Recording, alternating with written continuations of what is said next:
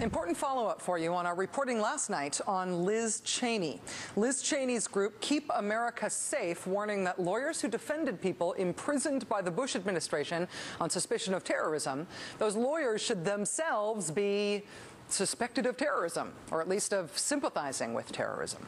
Liz Cheney's group calling attorneys who worked on Guantanamo cases who now work at the Justice Department, quote, the Al-Qaeda 7. Turns out that Cheney's allegation hasn't just shocked and outraged bathroom Bolshevik commie simps like me.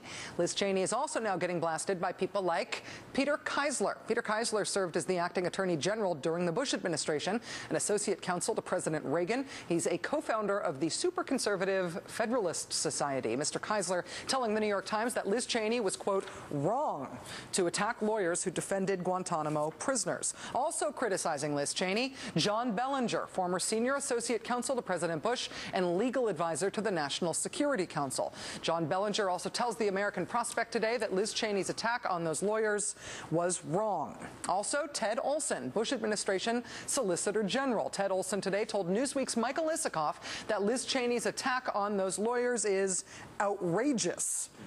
Now, Liz Cheney is not backing down in the face of the torrent of criticism and revulsion at her tactics, but she does appear to be getting a little uncomfortable. Listen to this from a Washington Times radio show yesterday. You asked the question, whose values does Eric Holder share? In your view, whose values does he share? Well, what the ad does, and actually it doesn't question anybody's loyalty. That's Liz Cheney saying her Al-Qaeda 7 ad doesn't question anybody's loyalty. Really? Why the secrecy behind the other 7? Whose values do they share? The ad doesn't question anybody's loyalty? Can we just look at that again? Was that Osama bin Laden or somebody who just walked into that shot?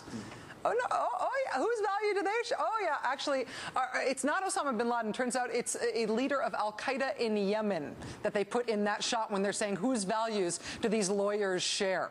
How very current of them. Whose values do these Al-Qaeda 7 share? Maybe this guy from Al-Qaeda in Yemen? That's not questioning somebody's loyalty? Seriously, Liz Cheney?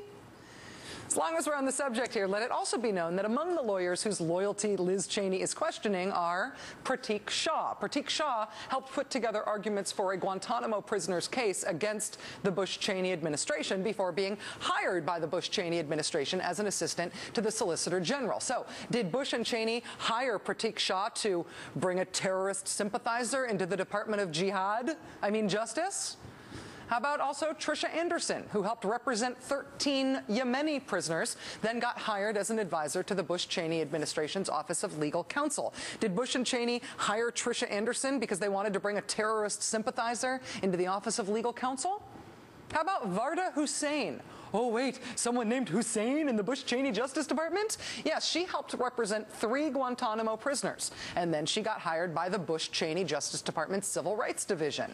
Did Bush and Cheney hire Varda Hussein in order to bring a terrorist sympathizer into the Justice Department's Civil Rights Division? I would love to ask Liz Cheney these questions in person. After all, we have met, ever so briefly. We did call Liz Cheney's office again today to try to get her to come on the show, but still, she will not do so.